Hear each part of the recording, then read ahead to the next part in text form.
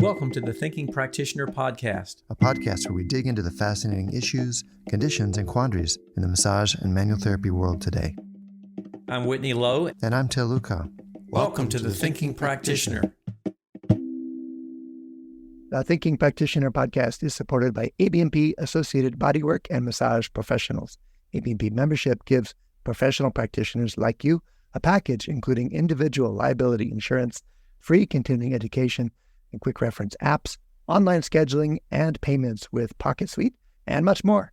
ABNP CE courses, podcast, and Massage and Bodywork magazine always feature expert voices and new perspectives in the profession, including Whitney Lowe and myself, Tel Luca.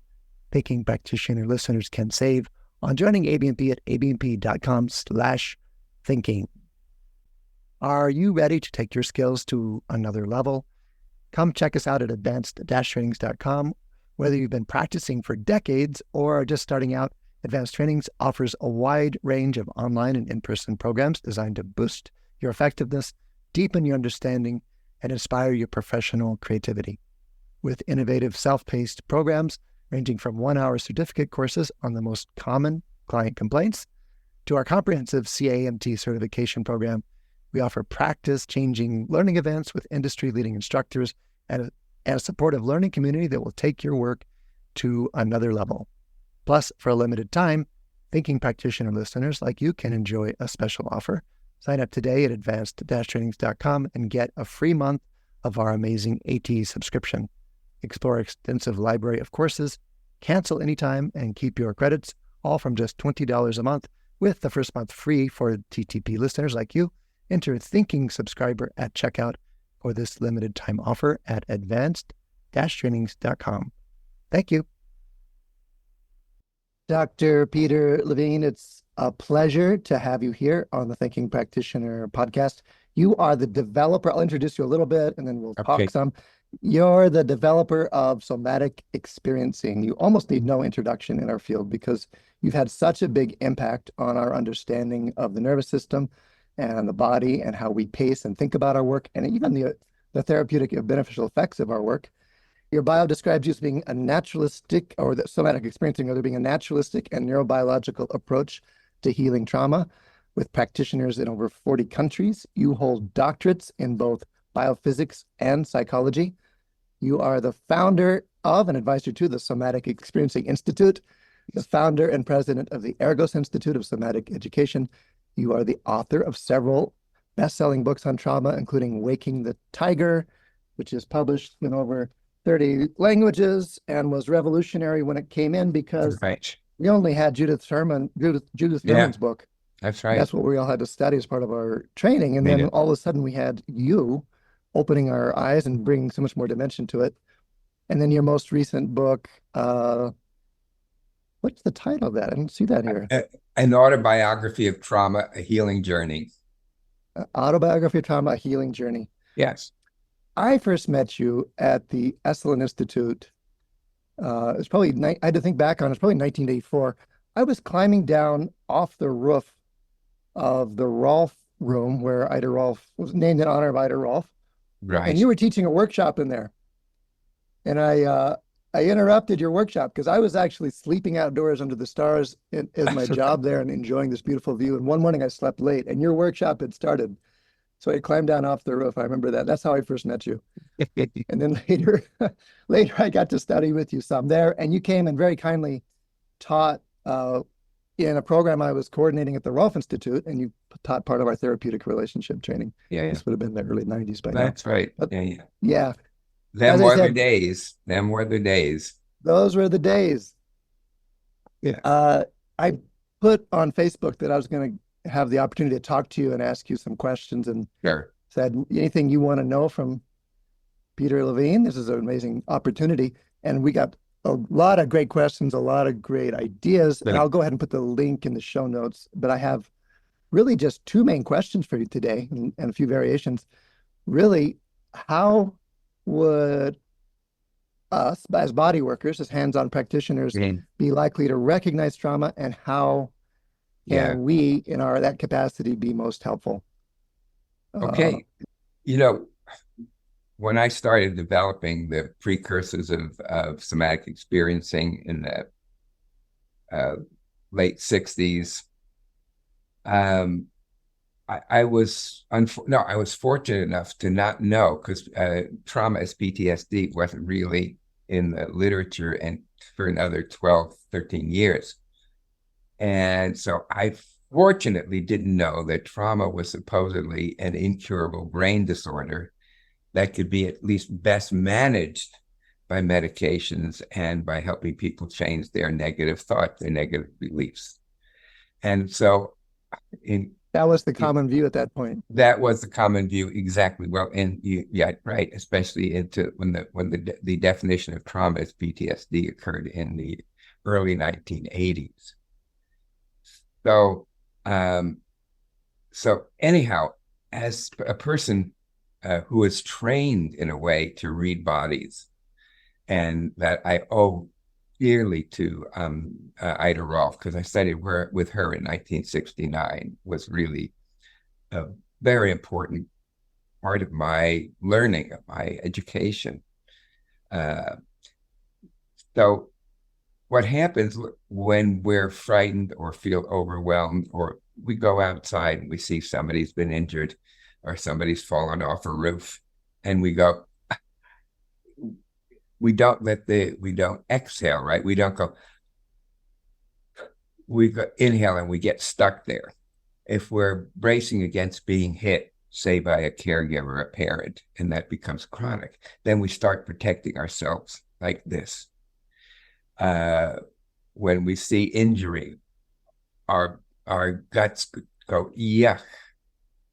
Actually, Darwin, in his book, The Emotions in Man and Animals, first wrote about that nerve in the 1860s, and he called it what did he call it? The pneumogastric nerve, because it connects with the guts and connects with the lungs. That now nerve, better known as the vagus nerve. The vagus nerve. And he was, by the way, interject anytime you want. I always enjoy more of a dialogue kind of thing. All right, great. Yeah. So anyhow, this nerve, which I think he actually realized, I've been trying to take some time to go over that book again to see if I can find this particular piece of information. But in any case, that nerve is the largest nerve in the body, and it goes from the back of the brainstem down through the diaphragm and connects to all of the visceral organs and also to the heart and the lungs.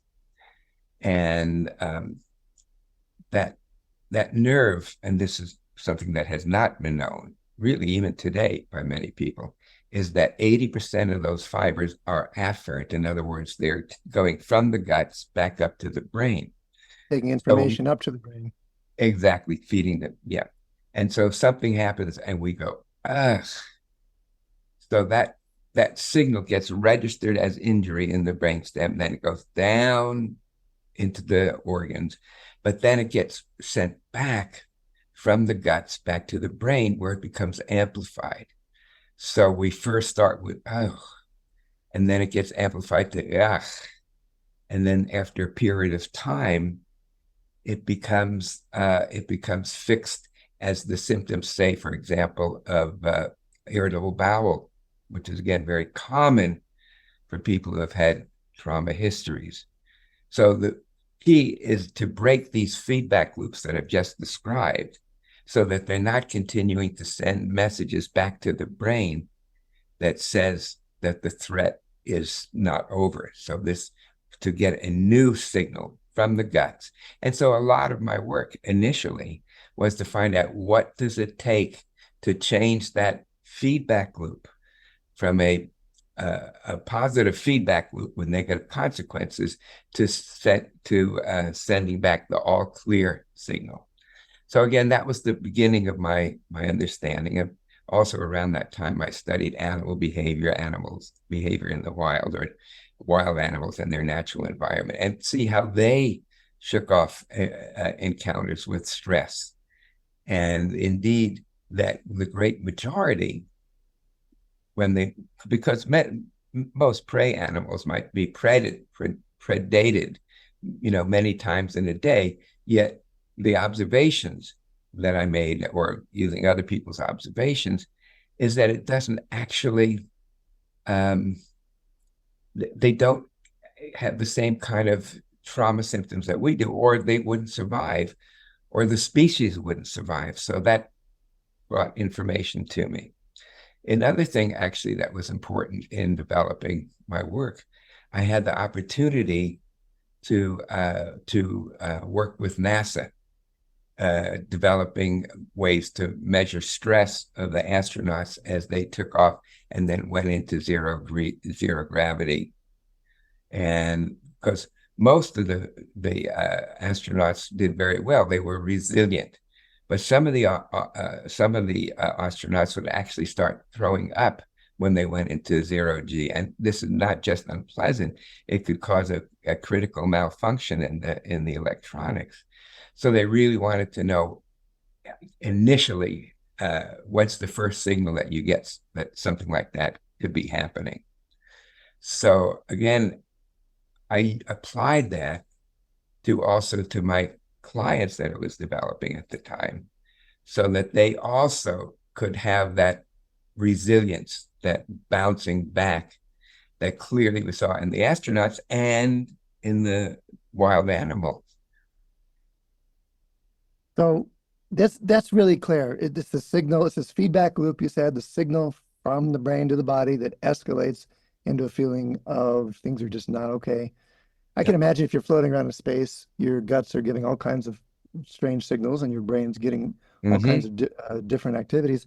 But even in our clients, we are in many ways telling the body that things are okay with our hands, with our voice, with the environment. That's right, exactly. With our hands, with our voice, with meeting their rhythm with our rhythm, connecting human to human, mammal to mammal. And we're going a little out of order here, because one of my questions was, what's the difference between healed and unhealed trauma? Yeah. Well, and you've just given a clue there, I think. Yeah, I think unhealed, untreated, and unhealed trauma has a profound effect on our health, not just on our mental health, but on our physical health, and to a large degree.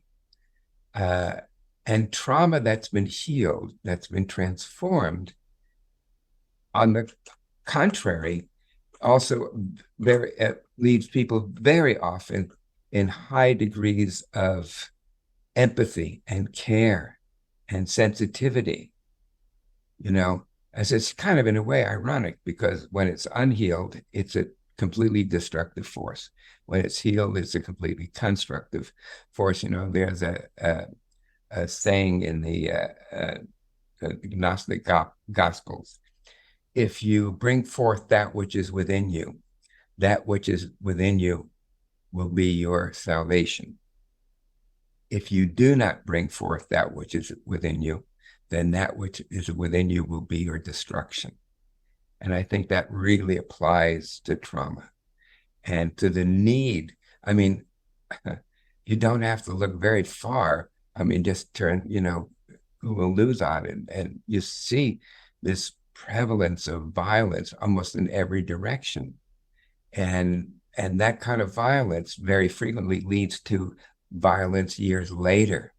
The question is the traumatic event itself the trauma, or is it the way we recover from trauma or not? Is that the injury? It's not in the event. It's in the body. It's in the nervous system. It's definitely not. Yeah. And the bouncing back idea, I think, is in there. Yeah, the resilience. Yeah.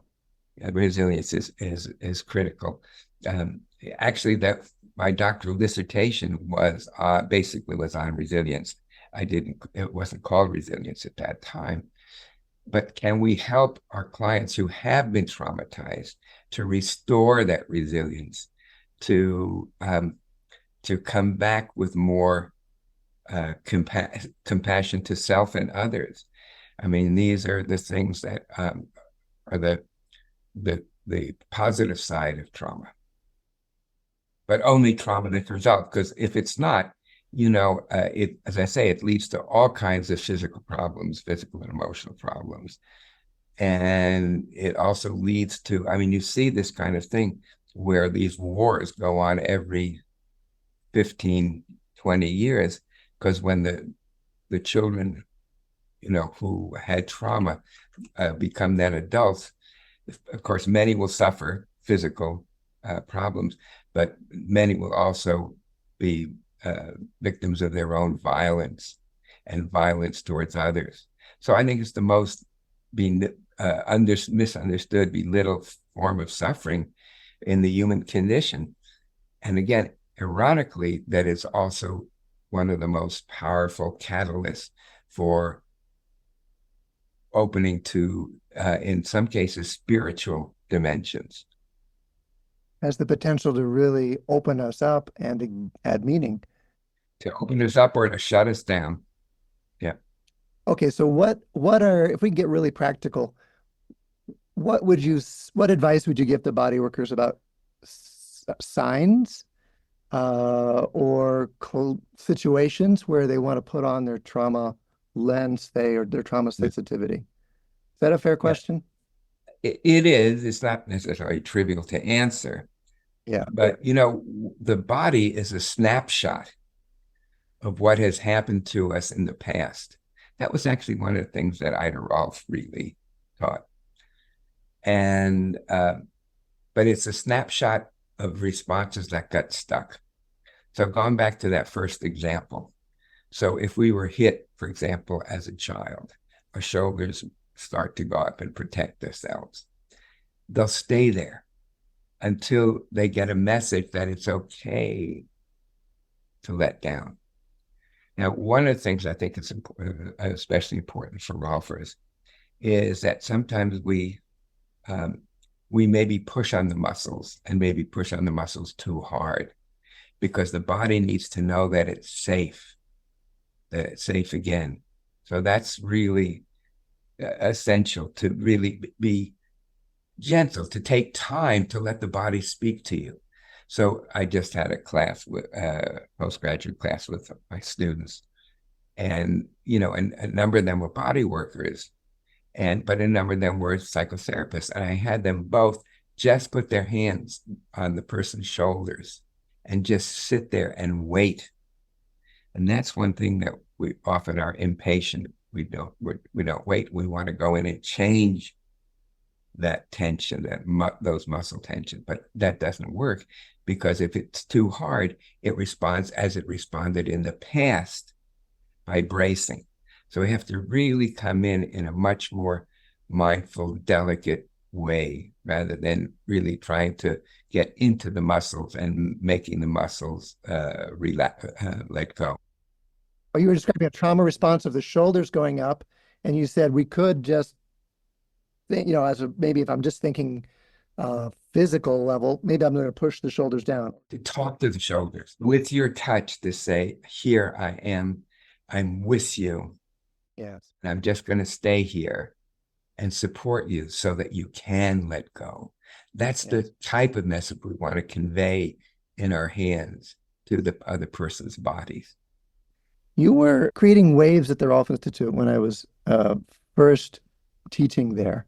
Yeah. With these ideas. They were not such radical ideas, but they're fundamental. And they were saying, you were questioning our explanations. And I remember at some point, tell me if this is a false attribution, but someone said, Peter Levine has some calculations that show that the force we use couldn't possibly change fascia in the way we think we are, and that the changes must be due to something else. Yeah. And this started a number of us on an inquiry, including Robert Schleit, my mentor there, on this big fascial inquiry. Right. Actually, I'm just thinking in the last few years, I think that Ida Rolf was largely correct about the fascia. Oh. But again, the question is how to approach the body, including the fascia. And because it's not, I think this is also Dr. Rolf's theory as well. So when we've been protecting ourselves for a long period of time, it would be very non-conductive for the economy of the body to keep the shoulders up and to use neuromuscular energy to do that. So arguably, what the fascia does is it shortens itself. And so when it's shortening, then it's going to need to be also lengthened again. But again, the question is how and when, So I would say, as a general rule, when the body go of some of the holding, some of the nervous system holding, then also we can do a little bit, starting much more gently, of course, and then just start stretching some of the fascia out so the body can return to where it's supposed to be.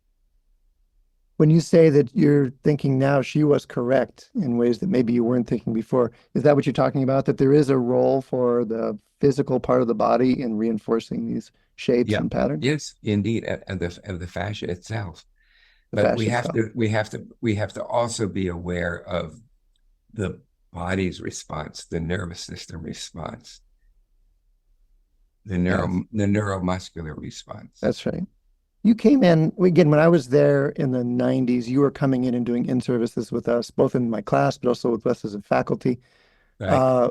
How did you get involved with the Rolf Institute, and where did that fit in your own development and professional life? I started, as I said, I was really still very much bonded, attached with Ida Rolf. I was one of the people she allowed to call her grandma.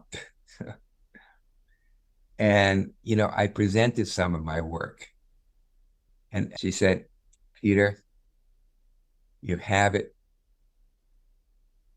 but not all of it. But to her credit, she allowed some of my understanding of the nervous system, of how trauma gets large in the body, to be part of the education. So a number of the people who were there at the time, I remember Peter Melchior, Michael Salveson. I think, no, I don't remember who all the people that were there. Bill Smythe. Yes. And, and they really incorporated both. And it's kind of interesting because I was just talking to Bill just about 40 minutes ago. We keep in contact from time to time. And, his hands are the hands that I like to be in. Because he knows about presence. Peter Melchior knows about presence and connection, and how absolutely crucial that is in being gifted practitioners. Did you work as a Rolfer? Did you actually do the 10 series and do that? I did. But, at the same time, of course, I was developing my other work. I just completed, like you mentioned, my last book. My most recent book. It's called An Autobiography of Trauma, A Healing Journey. So it's about my healing. And one of the chapters, one of the sections, are the 4 most important women in my life. And Ida Rolf, of course, was one of them. That's great. Fascinating. And really, really. Any of the others deserve mention here? Sure, I'm glad to. Well, the first person that really woke me up was a woman named Charlotte Selvers. Oh, of course.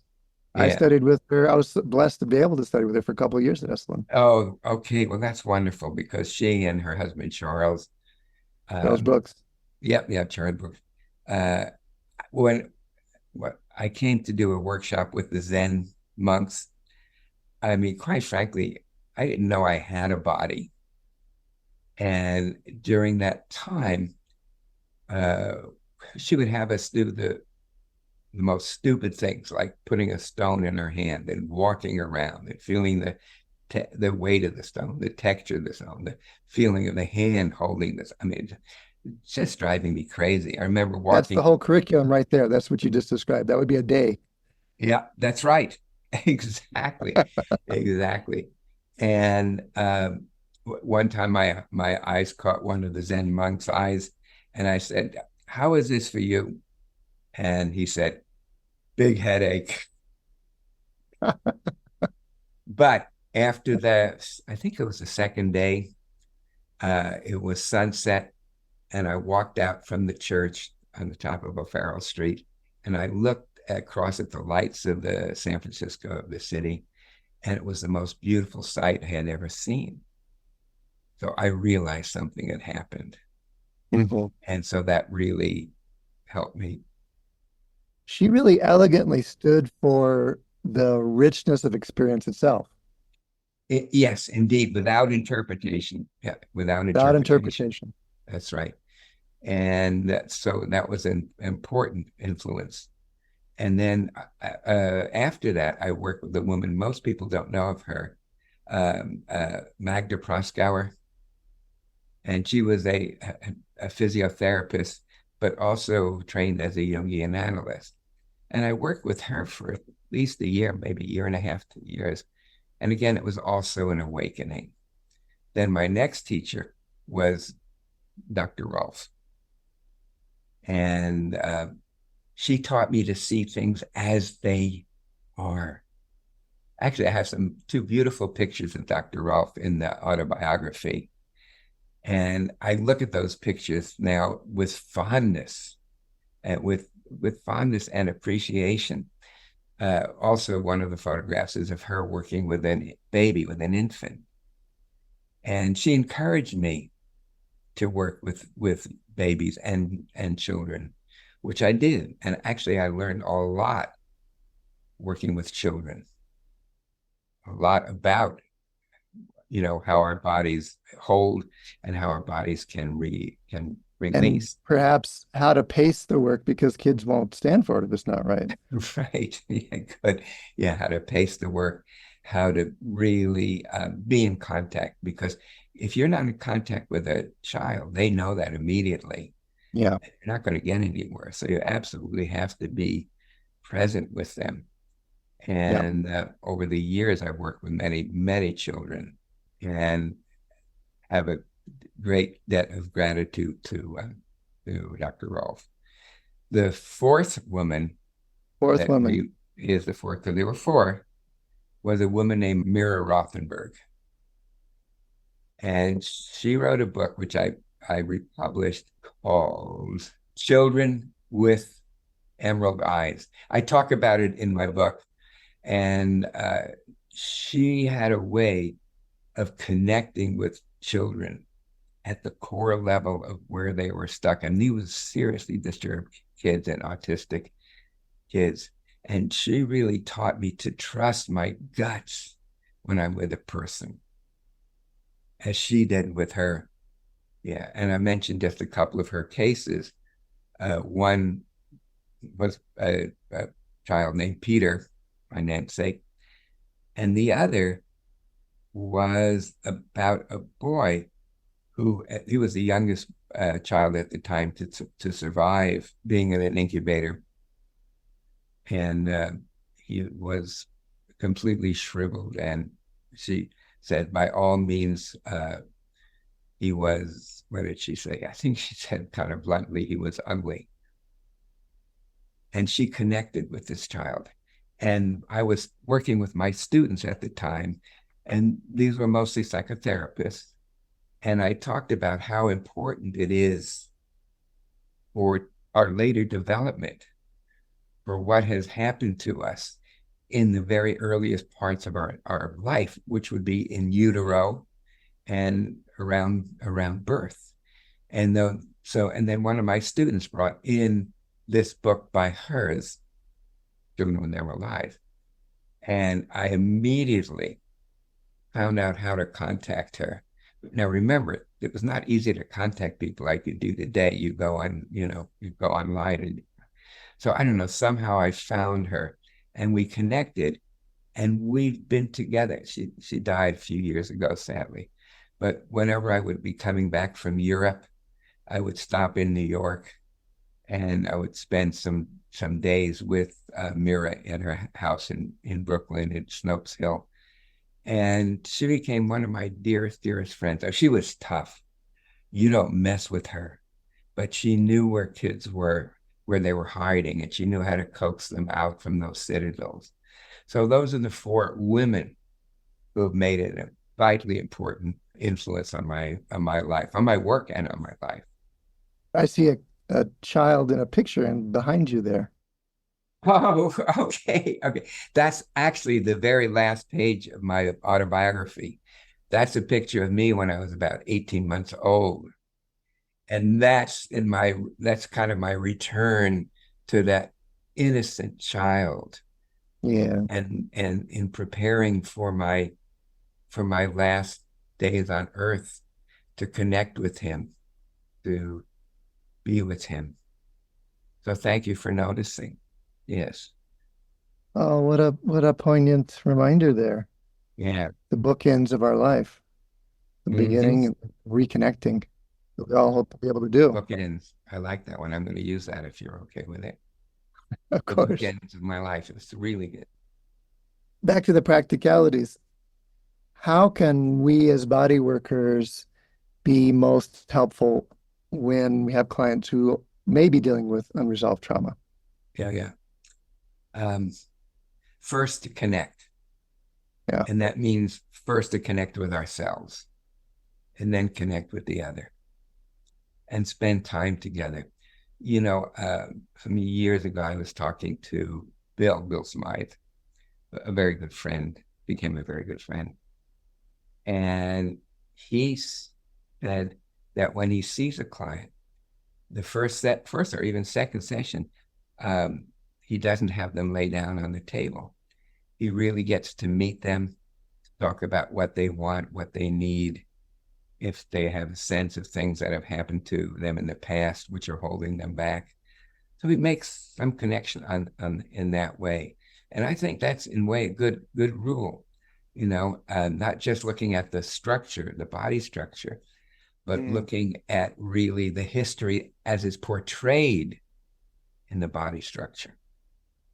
So taking time to get to know the person, it really takes it out of that subject object separation Yeah, too. right. And if you just start working with the child, working with a person that has been traumatized as a child, it's very likely they're going to do what they've done, which is to defend themselves.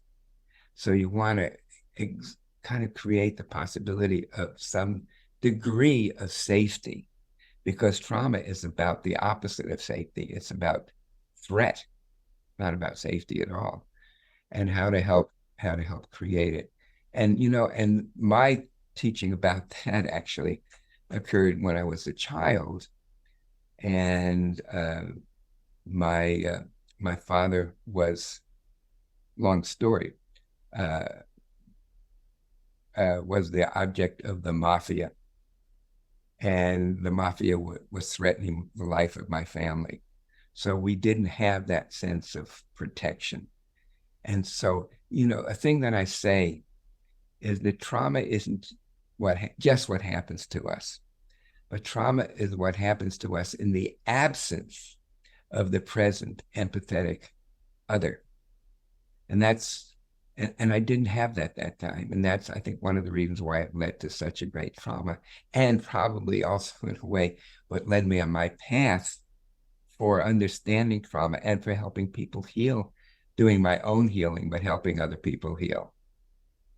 You said trauma is what happens in the absence of the empathetic other. Other, yes. So it's a interpersonal context that I can rest into, that I can feel safe within. Without that, things Yeah, are going to we affect me. exactly don't have, and we can do that.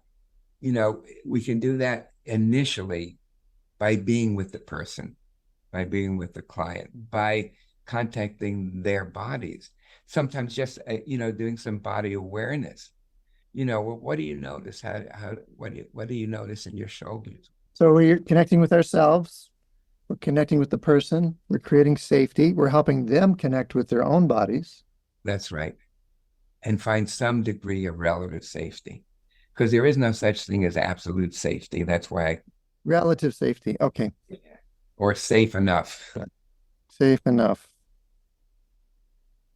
To create safety not as a state, but as a possibility or a shift or a quality that could be present, even if other things are present too, maybe. Exactly. Exactly. That's great. Great Yeah. list. Yeah. So again, as body workers, if, again, another thing, I think is important is, when we have a person laying on the table and we're standing above them, that actually triggers signals of non-safety.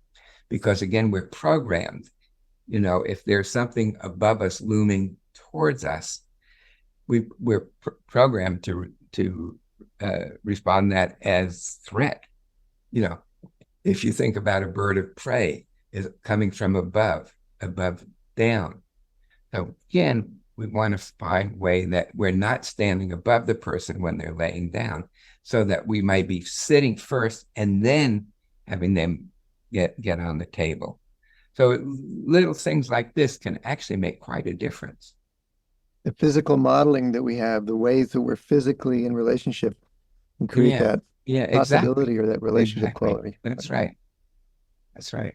Okay, so you work with body workers, as you mentioned. You work with a lot of psychotherapists. I have Correct. friends who are in both professions who count you amongst their key mentors. At what point might body workers be out of their scope of practice around working with trauma? Yeah, that's an important one. That's really an important one. At least like there's not an absolute, boundary, but there is a boundary. And when you're really, really delving into I really had such a difficult time saying this in the way I want to say it and convey it. Wow. But when we start probing and asking them more and more about their traumas, I think that's the time when we may go over the boundary as a body worker. Because you can't say, well, we don't address their traumas, because whenever somebody who's touching the body is addressing the trauma as it's lodged in the body. And I think we have to keep it in that level and that dimension. But there's something in the probing or the map of where the boundary is when I'm reaching or pulling something or inviting something that is about the trauma, that might be not body work at that point. That's right.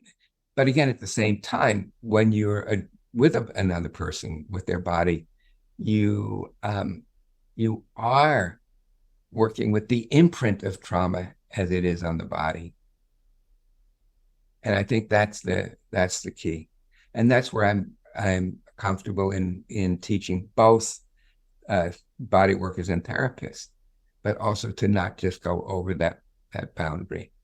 Or at least, many people who are body workers, after working with me, have decided to get like an MFT or a LCSW degree or a psychologist degree. And also this is kind of an interesting thing. What I was starting to do, teach SE, one group of my students said they should only be taught to psychotherapists, to psychologists and psychiatrists. Mm-hmm.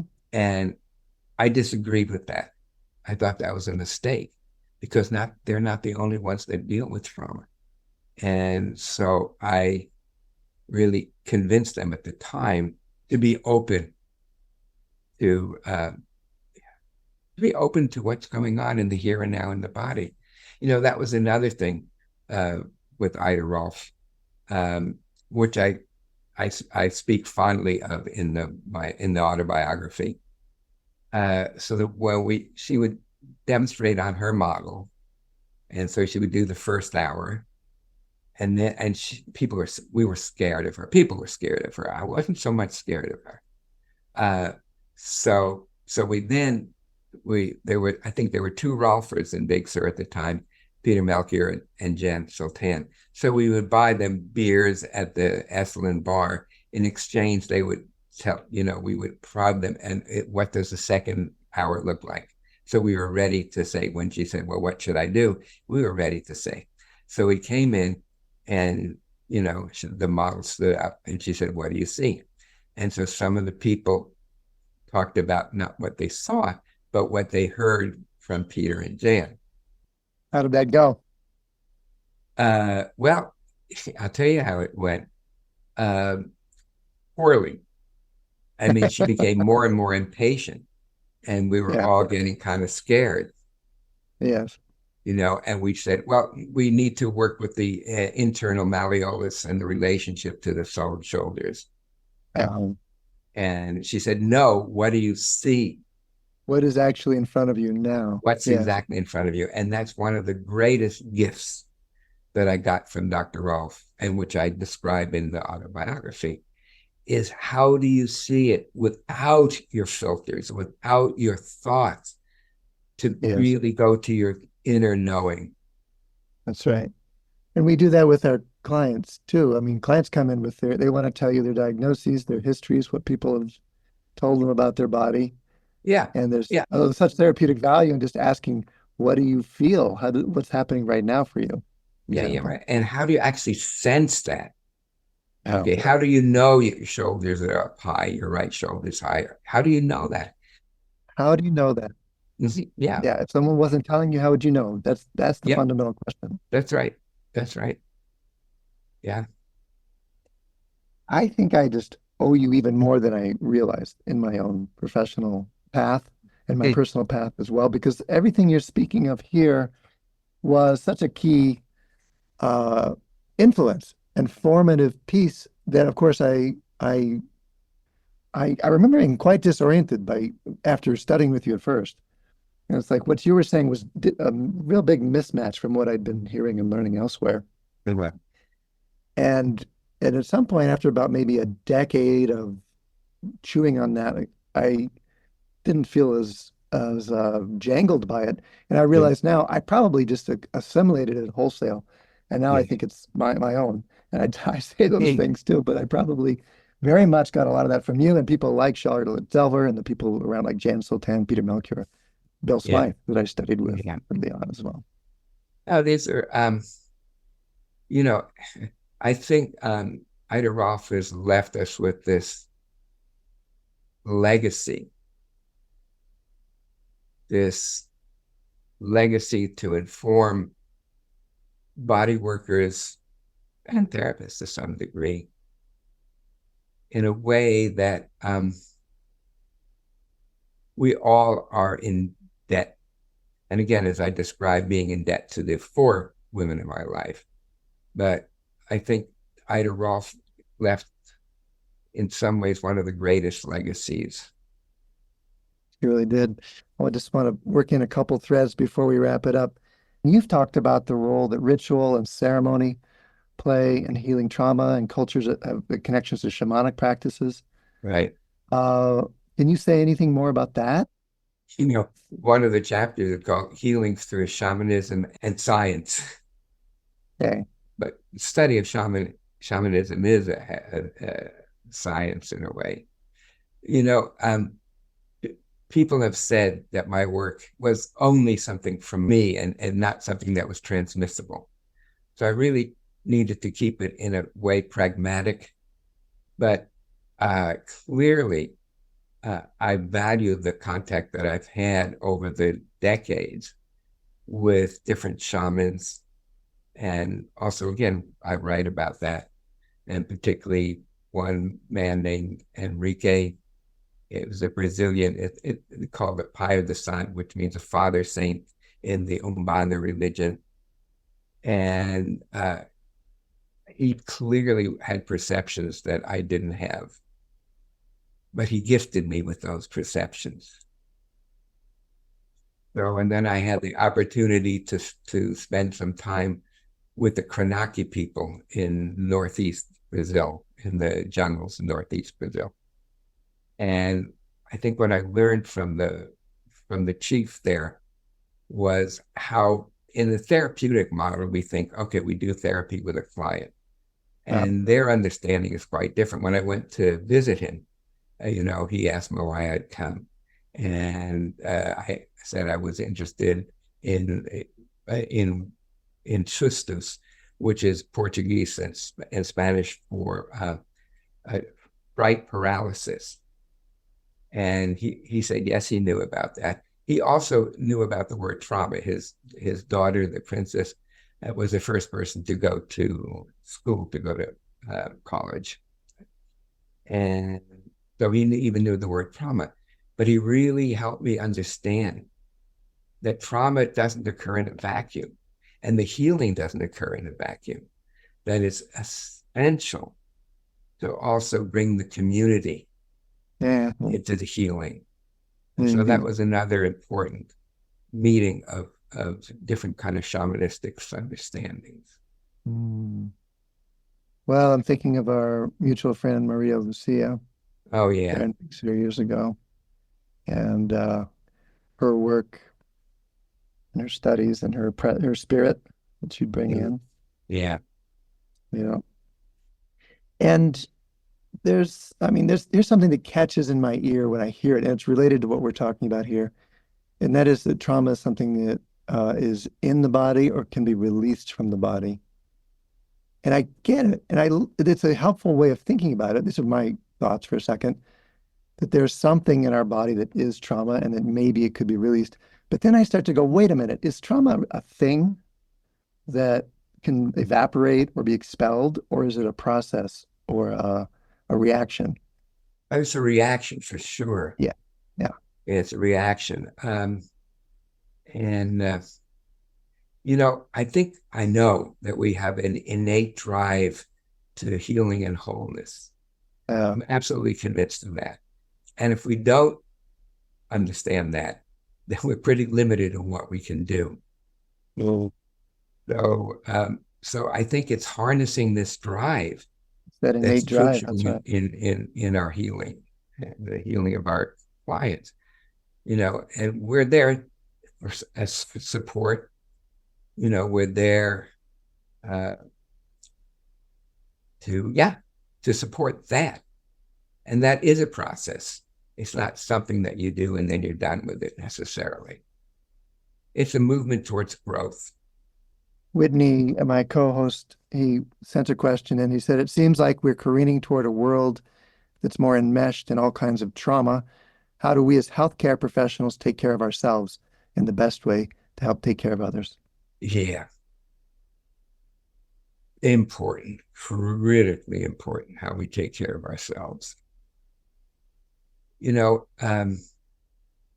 When I wasn't years ago seeing clients, I have a place in Lyons, Colorado. And at the end of the day, I would walk down to the river and put my feet in the river. And if it was a day where there was a lot of really horrendous trauma that I was helping deal with, I had a collection of cans, and I would kick the cans down Apple Valley Road. And my neighbors would say, oh, that's Dr. Levine. He's had a rough day again. To just really, express that, reconnect to my life energy. I think that's really, really the essence of it. And also, to have colleagues that we can talk to and help each other. I think that's really also vitally important. Someone we can call or just say, can we get together? Let's maybe just have some dinner or some lunch or something like that. So we enlist helpers for ourselves. Because of Chiron, the wounded healer, we all are wounded healers, and we all need the support of others. There's a Motown song. It takes one to stand in the dark alone. It takes two to let the light shine through. And this is something that I think we really need. And it's a gift that we can give to ourselves. And by being some more with ourselves, we'll be able to be more with our clients. So-called burnout is an important thing. It's gotten a lot of press. But what really is burnout about? I think burnout is about not being able to take care of ourselves in a fundamental way. So all of this stuff accumulates over time. Well, I mentioned the Facebook thread where I asked, what do you want me to ask Dr. Levine? And one of the things that came out there was just an enormous amount of appreciation for you and the impact you've had on the world and our profession in particular. And I just want to take a moment here at the end of our conversation to thank you personally too, because I knew you were a big influence, but now in this conversation too, I'm seeing all the ways that in the 40 years since I first met you, You have planted seeds that are. I like seeds, like Johnny Appleseed planting seeds wherever he went. I went there. Thank you so much. And and you can get information if you want for this from our website, somaticexperiencing.com. And it also links with the Somatic Experience International. So if you want to find therapists or find where there are trainings, I say anybody who does any kind of healing work should at least take the first 3 modules of the class, because it's something that you'll be able to carry with you for your own personal work and understanding, but for your clients. So I just leave you with that thought. So many great resources there. We'll put it in the show notes as well. And in your first book, Waking the Tiger, your most recent book, An Autobiography of Trauma, we'll link to those as well. Yeah. Okay. Anyhow, good reconnecting with you, Bill. And I enjoyed the back and forth. I so appreciate your time. Books of Discovery has been part of massage therapy education for over 20 years. Thousands of schools around the world teach with their textbooks, e-textbooks, and digital resources. Books of Discovery likes to say, learning adventures start here. They see that same spirit here on the Thinking Practitioner podcast, and they're proud to support our work, knowing we share the mission to bring massage and bodywork community enlivening content that advances our profession. Check out their collection of e-textbooks and digital learning resources for pathology, kinesiology, anatomy, physiology at booksofdiscovery.com, where Thinking Practitioner listeners like you save 15% by entering Thinking at checkout. Thanks, Books of Discovery. We're excited to welcome Jane as a new sponsor of the Thinking Practitioner. If you know us, you know we're selective about who we partner with. We want sponsors whose values align with ours and who genuinely serve this community. Jane fits that bill. They're a practice management platform built specifically for health and wellness practitioners. Simple enough for solo practitioners, but powerful enough for clinics and groups. What really caught our attention is Jane's reputation for customer service. Real humans available by phone, email, or chat, even on Saturdays. That kind of support is increasingly rare, but it says a lot about a company. If you're looking to simplify the business side of your practice, check them out at a-t.tv/Jane, a-t.tv/Jane. And Thinking Practitioner listeners can get a free first month by entering the code THINKING1MO, like thinking 1 month, at checkout. Thanks to all of our listeners and all of our sponsors. Stop by our sites for the video, show notes, transcript, and extras. Whitney's site is academyofclinicalmassage.com. My site, advanced-trainings.com. And we want to hear from you. With your ideas or input about the show, just email us at info@thethinkingpractitioner.com or look for us on social media or on YouTube. We would really appreciate it if you'd take a second and rate us there, wherever you see us, on Spotify, Apple Podcasts, YouTube, wherever, as it helps other people find the show. Take a minute and do that. And thanks as always for sharing the word and for telling a friend.